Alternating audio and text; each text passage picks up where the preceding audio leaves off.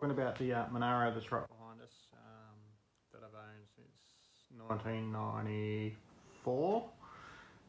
So yeah, I've owned it for quite a while. I just thought I'd give you a bit of a story on how I come around to getting it, why I've still got it, and the journey I've had with it to get to this point in my life. It all started in about 1994. At the time I had a 1983 or 4 VH Commodore sedan. It had a hot 202 in it with a 4-speed. I used to thrash the living hell out of it, and it was not good on fuel. And I basically thrashed that thing daily for probably a year. Anyway, somehow around I sort of came around to getting a deal. A mate of mine had a deal struck up that he said, "Oh, how about you go for it?" And I said, "Okay, I might do that." This guy dropped around to my mate's house with this car that I've had, and he basically said, "Would you be interested in swapping it for another car?" I said, "Sure, I'll be up for that." Anyway, I think I repainted the Commodore, and then I just rocked up at the Candelo pub and I swapped the VH for this thing right here. I also remember when we were at the Candelo pub, talking to the guy. We swapped around and all this, and then we headed off. I remember first thing I noticed with the car, it was, had an engine miss. It was running a bit rough. Anyway, so I laid the foot into it, and I think it was doing about 170 kilometres an hour in the first 5 minutes of owning it. It had a diff whine, I later found out the motor had a burnt out cam, like it had missing a couple of lobes. And and basically I drove home trouble free, and it was probably the best decision I ever made doing the swap. Anyway, when I got home, I showed my dad. My dad was really happy with it. He thought it was a great deal. Because he had a HQ Premier at the time with a 253, which actually went better than this thing did at the time. So that was a pretty cool deal that I did at that time. Cutting into a few months later, me and a friend of mine, Scott, we went travelling around, the country a little bit. He had like this HZ Holden black car. We used to call it the black car. It was a HZ Kingswood with a 350 Chev, tunnel rammed, 9-inch. And we towed it to a couple of car shows, like towed it to Maria Car Show in about 1995, early 95 I think, or late 94. And then 95 we went to Canberra. We towed his black car with his trailer behind this GTS. It went really well. It was a cool car, but I think at that stage I'd actually replaced the cam, the lifters, new set of head gaskets, and it was driving fine. It was great. And my mate at the 95 ACT Show and Go, he actually won People's Choice that year, which I thought was pretty cool. Alright, take two. Back in the late 90s, mid to late 90s, I basically drove this car to Queensland about 4 or 5 times. I basically, it was like about an 1800 kilometre round trip. Oh, not round trip, shit, one way. And basically, and I think in the early 2000s I drove this 19 hours straight, no stops, from Merimbula in New South Wales to Hervey Bay, just after I broke up with a girlfriend. It probably burnt through probably about 15 litres of oil at the time. The harder I pushed it, the more it leaked, which was kind of frustrating, but And I still remember the next, I got there like probably at 2 or 3 in the morning, And the next morning when I hopped out of bed, I woke up with felt like the biggest fucking hangover. And I looked at my car, and there was a perfect square of oil drips all the way around the car on the ground. It was kind of funny to see. Anyway, I drove it around Harvey Bay for a couple of years. I think I even gave it a respray up there with a bloke up there that I can't even think of his name right now. Not a bad bloke, ex-retired panel beater at the time. We painted it in acrylic, which, you know, I don't like acrylic anymore. Cutting back to a few years later, I ended up moving back home to Merimbula in New South Wales, or actually Pambula. The friend of mine, Scott, ended up giving me a job at his panel beating shop at the time, and basically I put it on a truck. I think Goddard's at the time had a truck service. Brought it home. I basically brought it to the panel shop, and we started rebuilding it again for the second respray. Yeah, because it had gotten a bit beaten up by, I don't know, just wear and tear and sitting in the garage and all that sort of stuff. So that would be about 2002 now. And yeah, we basically tore it down, repaired some of the rust around the wheel arches, the guards, and the roof section. You know, it was an interesting time.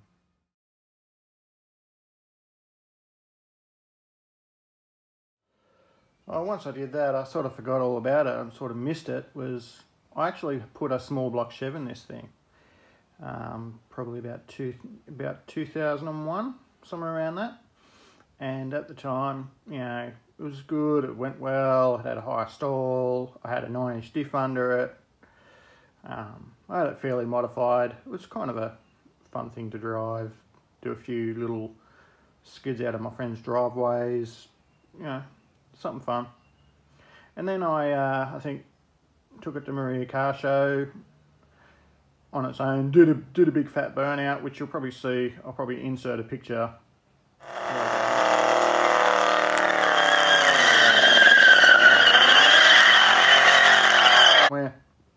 And then, you know, commenced to drive it all the way home. Not a problem, made it home, all that sort of stuff. It was a great weekend. We really enjoyed it. That's sort of what got me the bug for doing burnouts and just really enjoying my car. Anyway, once I got the bug, I basically tore the 350 Chev down. I rebuilt it. I put ARP head studs, rod bolts, blower fucking rings in it, like gapped and all that sort of stuff. Still stock piston, stock crank, I think at the time. And I put like a B&M low blow on it, which was alright, but I never actually got the thing to run right. You know, like I had the big alloy heads on there, heavy duty valve springs.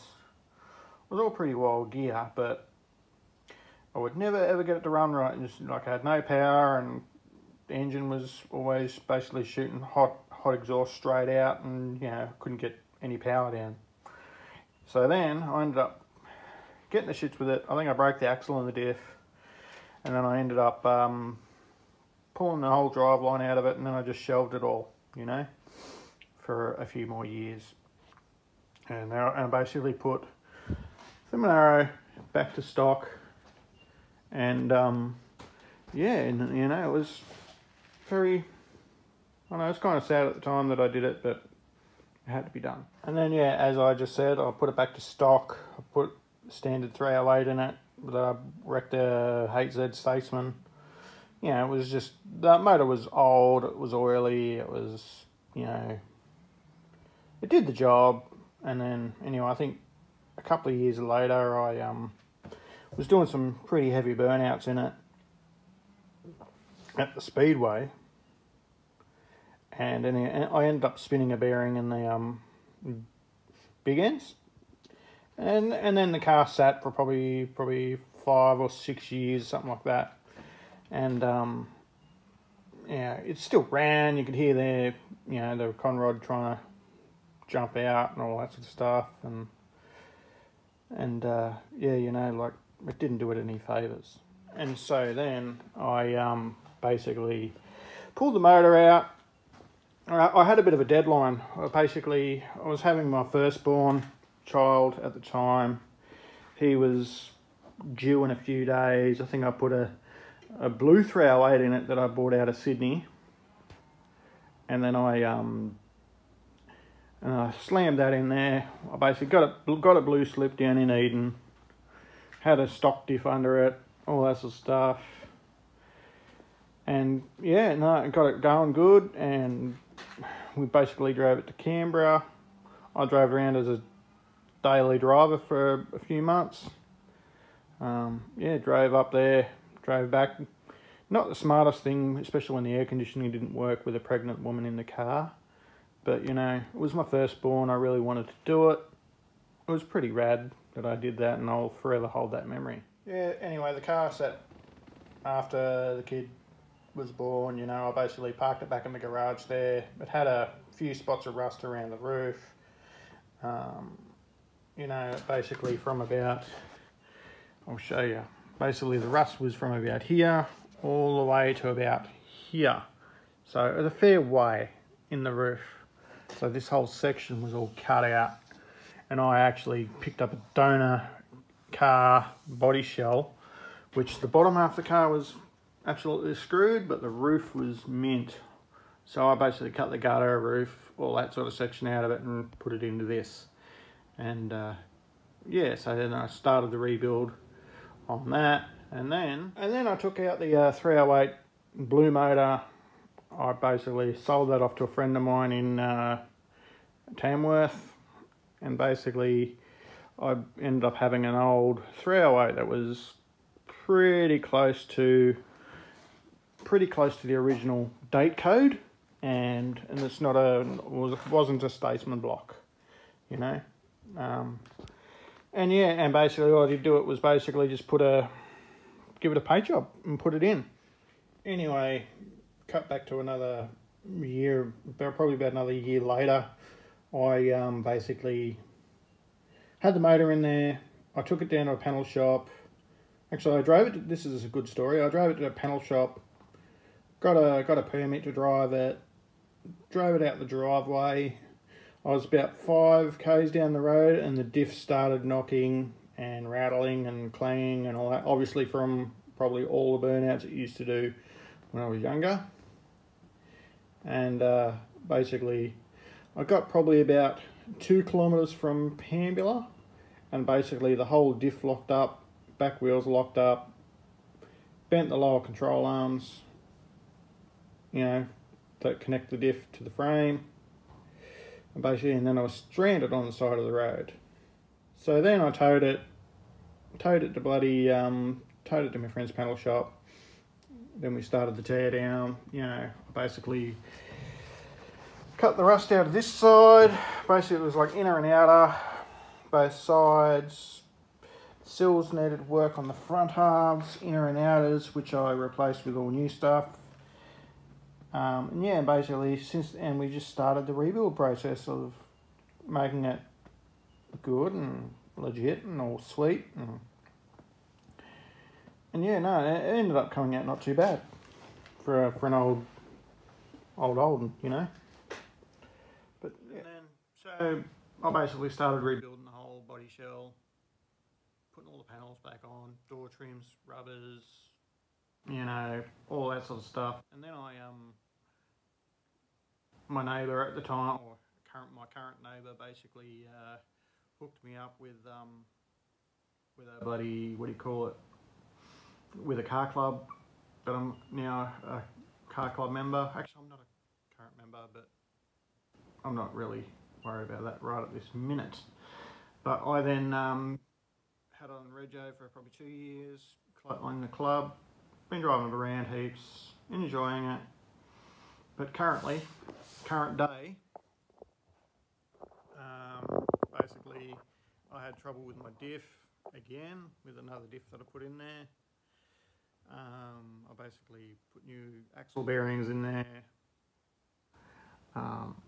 I need to do the brake line, because when I put all the axles back together, the brake lines broke, so that's why I decided not to even worry about registering it at the time. And basically what we're going to do right now is a first start in probably would be 2 months, so I'm sure this video might be a bit longer than normal, but hey, if you're seeing it to the end, you get to enjoy the first start, don't you?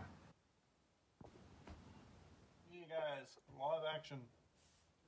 First start in what, a couple of months. You'll actually see how long it takes.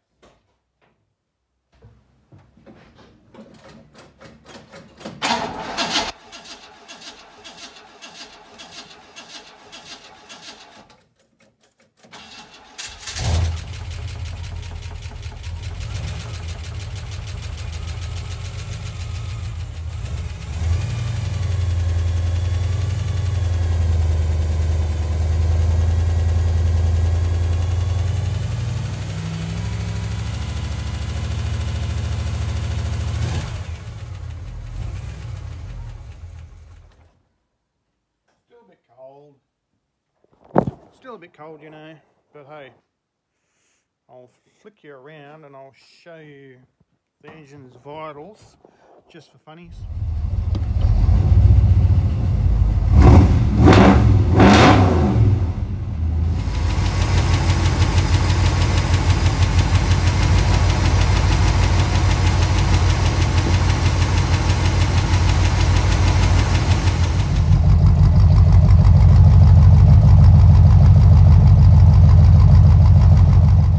Again.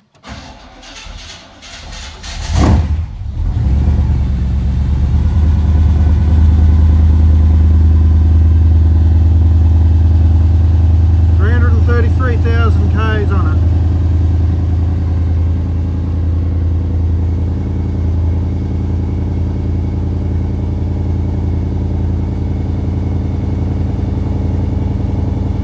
Oil pressure's really good. I'm running like a Penrite HBR 50 in it.